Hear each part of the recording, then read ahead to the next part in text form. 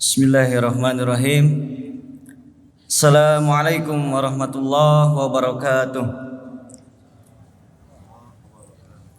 Alhamdulillahi rabbil alamin. Alhamdulillahilladzi arsala rasulahu bil huda wa dinil haq liyuzhirahu 'ala dini kullih wa kafa billahi syahida. Asyhadu an la ilaha illallah wahdahu la syarikalah wa asyhadu anna Muhammadan abduhu wa rasuluhu la nabiyya ba'dah. Usikum ibadallahu bittaqwa Allahi jalla fi'ula wa hathukum ala ta'atih wastaftihu billadhi ya khair. Allahumma salli ala Muhammad wa yusallimu taslima wa nastaghfiruhu wa natubu ilaih wa na'udzu billahi min shururi anfusina wa min sayyiati a'malina may yahdihillahu fala mudhillalah wa may yudlilhu fala hadiyalah. Qad qala Allahu ta'ala fil Qur'anil Karim, a'udzu billahi minasy syaithanir rajim. Bismillahirrahmanirrahim. Wa auhayna ila Musa wa akhihi an tabawwa'a liqaumikuma bimisra buyuta waj'alu buyutakum qiblatan wa aqimus shalah wa basyiril mu'minin. Alhamdulillah, puji dan segala syukur tersanturkan kepada Allah Subhanahu wa taala. Hanya miliklah segala pujian, kebaikan dan seluruh kemuliaan. Salawat dan salam semoga tetap tercurah limpah kepada uswah hasanah, yakni habibana wa nabiyana Muhammad sallallahu alaihi wasallam. Hadirin rahimakumullah, kebangkitan dan peradaban Islam ini selalu bermula dari kuatnya satu keluarga. Keluarga hakikatnya adalah rahim dari sebuah peradaban Islam. Tanpa adanya kekuatan keluarga, niscaya Islam tidak akan pernah berkembang.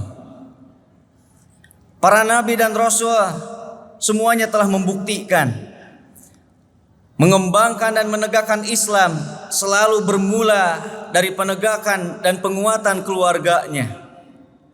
Nabi Muhammad sallallahu alaihi wasallam ini bisa kuat dalam menghadapi dinamika perjuangan, godaan dan rintangan yang beliau hadapi. Ini karena ada dukungan dan penguatan dari keluarganya. Beliau sendiri mengakui bagaimana jasa dari istrinya Siti Khadijah dan begitu pula kepada keluarganya, baik itu anaknya Fatimah Az-Zahra ataupun Abu Thalib. Dari sejak kebangkitan Islam di Jazirah Arab, di mana orang-orang kafir justru memberikan ancaman, menghalangi perkembangan Islam, justru keluarga beliau ini senantiasa memotivasi, menguatkan agar beliau senantiasa kuat dalam menjalankan tuntutan Islam itu sendiri. Artinya dengan kehadiran keluarga, istri, anak dan sebagainya, ini menjadi pengokoh, penguat bagi seseorang dalam menjalankan ibadah kepada Allah Subhanahu wa taala. Maka kita sebagai umatnya jangan sampai merendahkan atau menganggap bahwa menjalankan tugas di rumah tangga ini adalah hal yang sepele. Ketika ibu-ibu justru memberikan makan dan minum kepada suaminya, ini begitu dimuliakan oleh Allah Subhanahu wa taala. Bu, ibu jamaah masih ada? Bu, kalau ibu ngasih makan dan minum kepada suami, maka pahalanya adalah sama dengan umroh. Ibu mau umroh? Pahala umroh akan diberikan oleh Allah kepada seorang istri yang memberikan makan dan minum kepada suaminya. Ini nilai yang begitu tinggi. Tapi Bu, ketika sudah ngasih makan minum, jangan ngaku hajah gitu ya ke tetangga. Karena mungkin belum tentu bisa langsung dapat pahalanya. Apalagi ngasih minumnya sambil cemberut Bu ya. Sambil bimoli, Ibu terang bimoli. Sambil bibirnya monjong dikit. Pahalanya agak sedikit berkurang Bu. Tapi Allah memberikan pahala yang begitu tinggi bagi seorang istri yang mampu memberikan makan dan minum kepada suaminya hingga puas. Ini kedudukan yang begitu besar bagi seorang istri ketika mampu menguatkan suaminya dalam beribadah kepada Allah Subhanahu wa taala. Bahkan para nabi dan rasul pun ini akan lemah dalam menjalankan ibadah kepada Allah ketika tidak dikuatkan oleh eksistensi keluarga. Kita mengenal beberapa figur keluarga yang Allah abadikan. Daraballahu masalan lil ladzina kafaru imra'atan Nuh wa imra'atan Lut. Allah mengangkat perumpamaan keluarga Nabi Nuh dan Nabi Lut, di mana justru perjuangan mereka terhambat perkembangannya karena ada eksistensi keluarga yang berkhianat. Fakhonatahuma, di antara keluarga Nabi Nuh dan Nabi Lut ada di antaranya yang berkhianat, yang di antaranya adalah istri dan anaknya sendiri. Sehingga pembuktiannya adalah bagaimana perjuangan mereka terhambat, sulit berkembang karena tidak ditopang oleh eksistensi keluarga yang sakinah. Bu, Ibu, alhamdulillah aya keneh. Mana we teh ka dieu teh ceramah jeung nu bobo. Ibu terang istrina Nabi Nuh. Saha Bu namina? Istri Nabi Nuh saha Bu? Bu Nuh. Ibu terang istri Nabi Lut saha namina? Bu Lut kenapa? Terangannya alhamdulillah. Mereka adalah istri-istri yang berkhianat. Mereka menghambat perjuangan suaminya, melemahkan tugas suaminya di jalan Allah. Setingkat para nabi dan rasul pun begitu sulit berkembang ketika keluarga ini tidak stabil. Hadirin rahimakumullah. Maka begitu keliru ketika justru anggota keluarga ini ingin keluar dari kodratnya, ingin keluar dari eksistensi yang telah Allah tetapkan bagi seorang manusia. Di antaranya kita banyak menemukan fakta justru kaum Hawa atau wanita ini ingin keluar dari eksistensinya, ingin keluar dari kodratnya, meninggalkan tugas sebagai garis belakang, di mana justru perempuan ini harus berada di garis belakang, menyiapkan kader, menyiapkan anak-anak yang soleh dan solehah, justru menggeliat ingin meninggalkan pos tersebut. Seorang istri yang harusnya membackup suaminya, menjadikan perjuangannya seperti di surga karena ada istri yang mendukung di belakang, maka justru ini malah ditinggalkan. Konsekuensinya, ketika seorang istri, seorang wanita ingin keluar dari kodratnya, maka tentu akan terjadi berbagai dosa yang terjadi dalam sebuah masyarakat. Bu, ibu-ibu ya. Ketika seorang wanita ini keluar dari rumahnya, maka potensi perselingkuhan, potensi perzinahan kaum laki-laki ini besar. Ketika seorang perempuan meninggalkan kodratnya, maka jangan heran kalau lahir generasi yang buruk, generasi yang tidak terdidik, generasi yang tidak terbina oleh agama. Karena madrasatul ula, guru pertama seorang anak ini tidak ada dalam posnya. Begitu besar dampaknya ketika seorang wanita ini meninggalkan kodratnya di jalan Allah. Banyak hadis-hadis Rasulullah mengingatkan kepada kita, seorang perempuan ketika keluar dari kodratnya akan jadi fitnah. Fitnah bagi agama, fitnah bagi masyarakat. Seorang perempuan ketika meninggalkan posnya, maka ini akan menjadi aurat yang akan menjadi tunggangan setan dalam menyesatkan umat manusia. Hadirin rahimakumullah, maka disinilah keluarga harus kita tata kembali sesuai dengan ajaran Islam itu sendiri. Bagaimana harusnya keluarga ini menjadi tempat sujud, menjadi tempat ibadah kepada Allah Subhanahu wa taala, yang di situ ada pemimpin yakni seorang suami, dan di situ ada makmum yang menjadi istri dan anaknya. Sebagaimana dalam surat An-Nur ayat 36. A'udzubillahi minasyaitonirrajim. Bismillahirrahmanirrahim.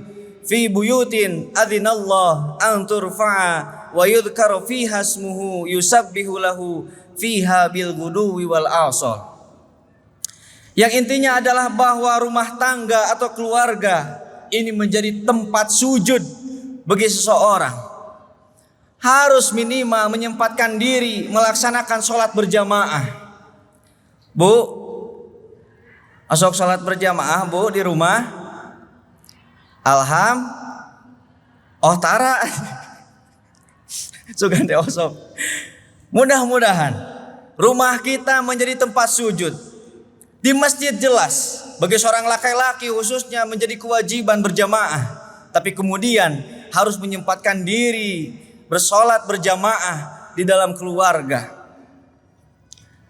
Minimal solat tahajud dan solat-solat yang lainnya bisa disempatkan bersama keluarga. Jangan sampai justru rumah kita sebagaimana hadis seperti hanya kuburan, di mana tidak ada cahaya Al-Quran, tidak ada cahaya solat, karena memang rumah kita tidak dipakai bersujud kepada Allah Subhanahu wa taala. Fi buyutin adzinallahu an turfa'a wa yudhkaru fiha ismuhu yusabbihu lahu fiha bil ghuduwi wal asal. Maka di sini kita selaku para pemimpin di keluarga harus mampu memimpin ibadah di dalam rumah tangga. Ada sebuah kisah seorang suami yang tidak pede dalam menjalankan imam sholat di rumah. Sampai pada akhirnya ia selalu sembunyi-sembunyi ketika sholat maghrib. Namun suatu kali ketika ia sholat, ia menggumamkan Al-Fatihah sampai waladhdallin. Tiba-tiba anak dan istrinya mengucapkan amin. Pokok di situ si suaminya langsung kaget. Aduh, gimana nih? Sampai dia bismillahirrahmanirrahim. Lupa. Inna kan banyak ya. Innalillahi wa inna ilaihi raji'un. Jadi kalau tidak dibiasakan memang sulit kita memimpin sholat. Tapi di situ ada nilai yang sangat penting ketika kita menyempatkan berjamaah dengan keluarga. Seorang anak akan tertanam bahwa di rumahnya ada seorang pemimpin, yakni ayahnya sendiri. Dengan kita maju ke depan menjadi seorang imam, tertanam lebih dari 1000 kata bahwa dirinya punya seorang pemimpin, punya seorang imam yang harus didengar, yang harus diikuti sebagaimana ia mengikuti ayahnya ketika sholat. Hadirin rahimakumullah, selain rumah itu menjadi tempat sujud untuk sholat, rumah juga menjadi tempat wa yudhkaru fiha ismuhu yusabbihu lahu fiha bil ghuduwi wal asal. Menjadi tempat tasbih, menjadi tempat untuk tadarus, tadabur bersama dengan keluarga. Bagaimana kita menyempatkan diri untuk ngobrol, komunikasi dengan keluarga dengan membahas Al-Quran. Begitu indah ketika di keluarga justru yang dibicarakan adalah ayat-ayat Allah yang merupakan sumber cahaya, sumber kebaikan bagi umat manusia. Disinilah seorang keluarga harus mampu menyempatkan diri bagaimana ayat-ayat Al-Quran itu hidup di dalam keluarganya. Jangan sampai tadi justru keluarga kita kering dari nilai-nilai Al-Quran karena kitanya sendiri tidak membaca, tidak mengikuti sunnah Rasulullah dalam membina keluarga dengan Al-Quran. Meskipun betul hari ini tantangan untuk tadarus bersama ini begitu sulit. Kalau dulu orang tua kita setelah sholat maghrib, biasanya ibu-ibu tidak lepas dari mukena. Jadi ketika sholat maghrib langsung ngambil Quran tanpa embel-embel ke anak-anak, dia langsung mencontohkan tadarus. Maka tentu akan diikuti dengan sendirinya ketika ini dicontohkan terus menerus. Ibunya ngambil Quran, ayahnya pun sama mengambil Quran, tadarus sambil menunggu sholat isya berjamaah. Ini keindahan. Meskipun godaan hari ini luar biasa, baru saja ta'awud langsung anaknya bersoak. Ibu, ini dangdut mania dadakan. Jangan sampai kita sebagai orang tua justru tergoda. Langsung kita contohkan.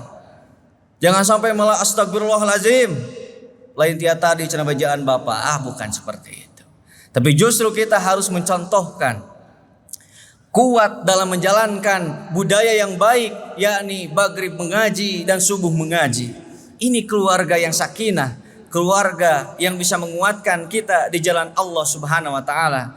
Maka mudah-mudahan dengan kesempatan ini Allah memberikan kekuatan kita untuk membangun keluarga yang islami, usrah yang thayyibah, keluarga yang mampu menguatkan kita dalam ruku dan sujud ibadah kepada Allah Subhanahu wa taala. Amin ya Allah ya rabbal alamin.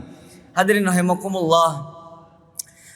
Fenomena hari ini menunjukkan bagaimana kuatnya Islam ternyata ditopang oleh sebuah eksistensi keluarga yang thayyibah. Anak-anak saudara kita di Palestina ini begitu mempertontonkan bagaimana justru pendidikan keluarga bisa mengistiqomahkan mereka dari gempuran orang-orang kafir yang menjajah. Kita banyak melihat anak-anak Palestina yang masih kecil, justru mereka mempertontonkan satu mental mujahid yang luar biasa. Mereka bercita-cita ingin mati syahid. Mereka tidak takut sama sekali dengan kematian. Ini menggambarkan pola pendidikan keluarga yang islami sehingga berdampak kepada generasi yang kuat. Generasi yang bahkan dikisahkan kalau orang Palestina, anak-anaknya berangkat ke sekolah mereka sudah hampir tidak berharap anaknya kembali. Betul-betul memasrahkan bahwa hidup dan mati hanyalah milik Allah Subhanahu wa taala. Ini satu model yang harus kita bangun di keluarga Indonesia. Di tengah-tengah justru orang-orang kafir hubud dunya, dengan hawa nafsunya ingin menjajah, ingin menguasai dunia, tapi justru ditampilkan oleh umat Islam Palestina, generasi-generasi mudanya, bahwa dunia hanyalah sementara, kehidupan yang sejati adalah kehidupan akhirat. Maka mudah-mudahan di keluarga kita pun mampu menanamkan nilai-nilai ideologi, akidah yang tauhid, akhlak yang mulia, dan mengenalkan kepada mereka bahwa kehidupan akhirat ini lebih baik daripada kehidupan dunia. Amin ya Allah ya rabbal alamin. Nastaghfirullahi walakum. Assalamualaikum warahmatullahi wabarakatuh.